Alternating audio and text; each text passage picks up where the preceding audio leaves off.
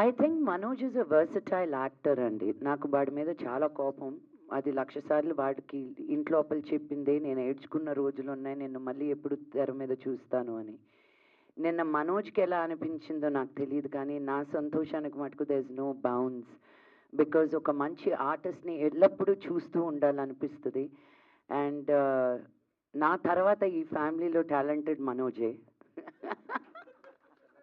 No but jokes apart, he is the most talented. నేను ఈ సినిమాలో నా సాంగ్కి కానీ, నా ఫైట్కి కానీ, నా ట్రైలర్కి కానీ, నా టీజర్కి కానీ, నా కాస్టింగ్కి కానీ, నా కథ మొత్తం అయినప్పుడు కానీ, ప్రతి అడుగులోనూ నేను మా నాన్నకు చూపించలేదు, విష్ణుకు చూపించలేదు, ఎవ్వరికి చూపించలేదు.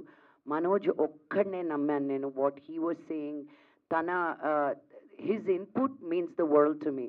ఇంకా ఎవరికి నచ్చినా నచ్చకపోయినా మనోజ్ ఇది బాగుంది అంటే ఇంకా అది శిలాశాసనం నాకు. Because not as a brother but as an artist, as a talent. ఒక మ్యూజిక్ పరంలో పట్టు కానీ తనకి, ఒక డైలాగ్ డెలివరీలో పట్టు కానీ. నేను సినిమా చూసి షాక్ తిన్నది ఏంటి తెలుసా? మనోజ్ ప్రయాణం, బిందాస్, దొంగ దొంగది ఇలాంటి సినిమాలు తీసి మీకు కామెడీ టైమింగ్లో అందరినీ అల్లరించాడు. ఇంత ఒక సూపర్ హీరో విలన్ లాగా ఉండి టు హోల్డ్ దట్ స్పేస్ అనేది మామూలు విషయం కాదు. As a comedy timing actor నువ్వు అక్కడ చూస్తే హీఈస్ ఓన్లీ సీరియస్ యాక్టర్ అన్న ఫీలింగ్ ఇచ్చాడు నిన్న. సో ఆ రేంజ్ ఉన్నప్పుడు ఒక హీరో కాదు, ఒక విలన్ కాదు, ఒక కమీడియన్ కాదు, నా తమ్ముడు ఒక్కడే అన్నీ చేయగలుగుతాడు. ఒక హీరో చేసినాడు, హీరోగానే మిగిలిపోకుండా అన్ని రకాల్లోనూ ఏ షూ వేసినా I call him water. Water ఒక ఆర్టిస్ట్గా అన్నప్పుడు మీరు మంచినీళ్ళలాగా ఉండాలంట. గ్లాస్లో పోస్తే గ్లాస్ షేప్ తీసుకోవాలి, బాటిల్లో పోస్తే బాటిల్ షేప్ తీసుకోవాలి. నేను నేర్చుకుంది అది. అండ్ నాకు ప్రౌడ్ ఏంటంటే ఒకే కేటగిరీలో ఉండిపోకుండా మనోజ్ నేను మళ్ళీ రావాలి అన్నప్పుడు తనకి నచ్చిన సినిమాతోటి హీరోగానే రావాలి, ఫలానా క్యారెక్టర్ తోటే రావాలి అని ఆలోచించలేదు. అది మనోజ్ గొప్పతనం. నాకు ఈ క్యారెక్టర్ మంచిది, నేను ఇది చేయగలుగుతాను అని ఒక చిన్న హీరో కాదు, పెద్ద హీరో అని కాదు, క్యారెక్టర్ని నమ్మి ముందుకొచ్చాడు చూడు, దట్స్ హిస్ గొప్పతనం. సో లక్ష్మి గారు హాయ్ అండి. కంగ్రాచులేషన్స్, చాలా బాగుంది ట్రైలర్. అండ్ అంటే మీ కెరియర్లో చాలా సినిమాలు చేశారు కదా, అంటే నాన్నగారితో ఫస్ట్ మూవీ, అంటే ఈ మూవీతోనే నాన్నగారితో చేయాలని ఎందుకు అండి? అంటే బిఫోర్ మూవీలో ఏదైనా చాలా బిగ్గెస్ట్ రోల్స్ కూడా మీరు చేశారు. సో అలాంటి వాటికి కాకుండా ఈ మూవీ ద్వారా చేయాలని ఎందుకు వచ్చింది? అన్ని కాంట్రాస్ట్ క్వశ్చన్ అడుగుతారు. చెప్తాను. పాండవులు పాండవులు తుమ్మిదప్పుడు వీళ్ళని బాగా అడిగాను, రే రే ఒక్క పాటలో పెట్టండి రా నన్ను, మీ ముగ్గురితోటి ఒక్క సీను మళ్ళీ ఎప్పుడు వస్తుందో ఎప్పుడు వస్తుందో ఎప్పుడు వస్తుందో అని. ఇదిగో అదిగో అల్లదుగో అనుకుంటూ అసలు నన్ను రాని లేదు సెట్ లోపలికి. అది కూడా నాతో నేర్పించేశారు కదా. వద్దురా వద్దు. ఇప్పుడు let's not dig the past. But అక్కడి నుంచి ఒక అన్నిటికీ టైమింగ్ కుదరాలి, రైట్? ఇంటెన్షన్ అనేది ఉండేది. నేను చెప్పాను కదా, పీకు లాంటి సినిమా 2-3 కామెడీ సినిమాలు తీసుకెళ్తే మా నాన్న ఇలా తీశాడు. But he also has to feel like an artist, నాకు చెయ్యాలి అనిపించింది అని. టైమింగ్ కుదిరింది, ఆ స్టార్స్ అన్ని ఇప్పుడు అలా అయినాయి. So that's why we're able to do the film now. Yeah, one out of the box question. అంటే అందరూ ప్రతి ఒక్కరు అడుగుతున్నారు what is your diet plan అని. సో ఏమని చెప్తారా? నా డయట్ ప్లానా? డైట్ వీడు మనోజ్ చెప్తాడు మీకు. నేను తినేటప్పుడు ఇంకా తింటున్నావు అని అడిగే టైప్ వీడు. నేను మెల్లిగా అన్ని, నాకు మనోజ్ ఆర్డర్ ఇస్తే ఆ టేబుల్ నుంచి ఈ టేబుల్ వరకు ఆర్డర్ ఇస్తాడు. నేనేమో ప్రతిదీ టేస్ట్ చేస్తాను అనమాట. వాడికి ఫస్ట్ ఏదైనా నచ్చితే గెట్ 2 more అంటాడు, అక్కడ పొట్ట ఫుల్ అయిపోద్ది. సో నేను ప్రతిదీ తినేటప్పుడు మళ్ళీ నన్ను చూసి ఎంతసేపు తింటావు, ఇంకా తింటున్నావా, మళ్ళీ తింటావా, ఇవన్నీ మనోజ్ నన్ను అడిగిన రోజులు ఉన్నాయి. అవును. సో నేను శుభ్రంగా అన్నీ తింటానండి. బట్ ఏది ఏ టైంలో ఎలా తినాలో అని కొంచెం అవగాహన పెట్టుకుంటాను అంతే. మనోజ్ అన్న క్వశ్చన్ కాదు, కంగ్రాట్స్ అన్న. Thank you. ఎందుకంటే మిమ్మల్ని మేము ఎలా చూడాలనుకుంటున్నాం ఈ మధ్యకాలంలో అలా వస్తున్నారు. So congrats and thank you so much.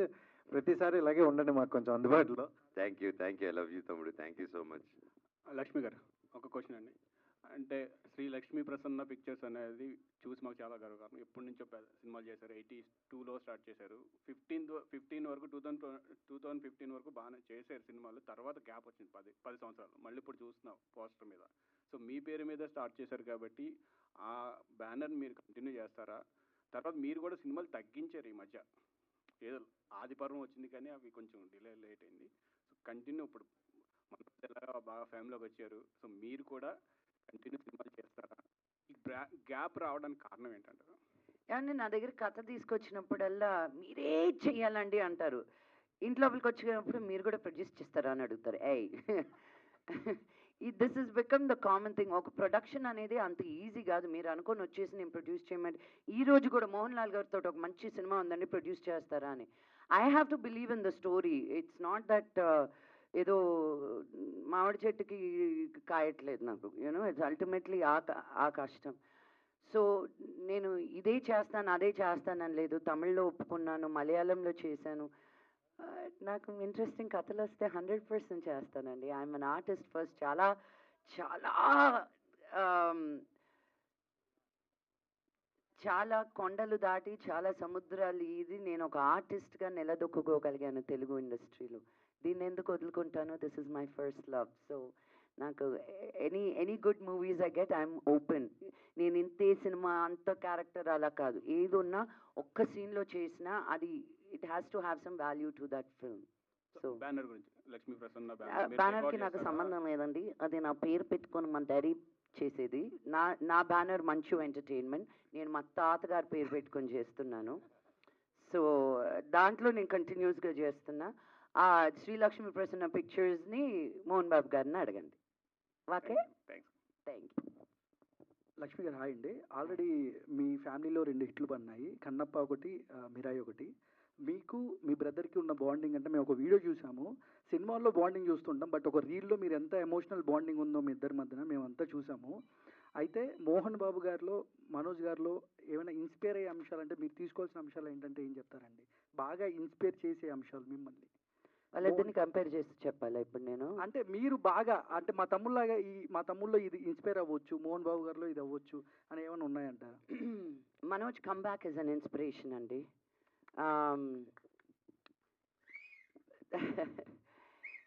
Because I hope ప్రతి యూత్ మనం చాలా టైం లైఫ్లో అందరికీ ఆ టైం వస్తుంది, బాయ్ నాకొద్దు ఇది ఇక్కడితో ఎండ్ అయిపోతే బాగున్ను అనేది ఆ ఫీలింగ్ ప్రతి ఒక్కరి లైఫ్లోనూ వస్తుంది. కానీ జీవితం ఇంతే అనుకుంటే నరకం, జీవితం ఎంతో అనుకుంటే స్వర్గం. ఆ ఇంతే జరిగినప్పుడు మనం ఓ నో ఇంకా నాకు వద్దు అనుకుంటే కాదు. మనోజ్ ఎన్ని అడ్డంకులు దాటుకొని ఎంత మనోవేదన దాటుకొని ఇంత దూరం వచ్చాడు అనేది అది మామూలు విషయం కాదు. So that it self is an inspiration. మా నాన్నగారిని ఈరోజు చూస్తే మేమిద్దరం వయసు అవుతుంది కానీ మాకు ఆయనకు అవ్వట్లేదు. ఆయన ఈ రోజుకి ఇప్పుడు ప్యారడైజ్ సినిమా తెలుసా తెలీదా అందరు?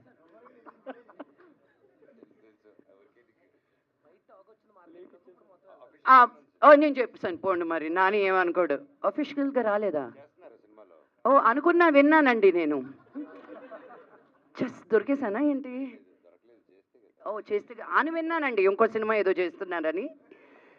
ఆ సినిమాకి ఆయన క్యారెక్టర్కి ఆయన ఫోటోలు తీసుకునేటప్పుడు అమ్ముడు ఇచ్చుడు నా బాడీలో ఆయనకున్న మసిల్స్ నాకు లేవు. He is weight training continuously because ఆ క్యారెక్టర్కి ఒక సర్టన్ లుక్ ఉండాలి అని. ఈ వయసులో ఎవరు వచ్చి చేసింది వెళ్ళిపోదాం. చాలామంది యాక్టర్స్ మనకు తెలుసు ఒక సెట్కి వచ్చి 2 అవర్లే పనిచేసి నేను ఎంతకంటే చేయను అని చెప్పి, బికాజ్ వాళ్ళు ఒక హిస్టరీ ఉంది, నేను ఒక సీనియర్ ఆర్టిస్ట్ని అని.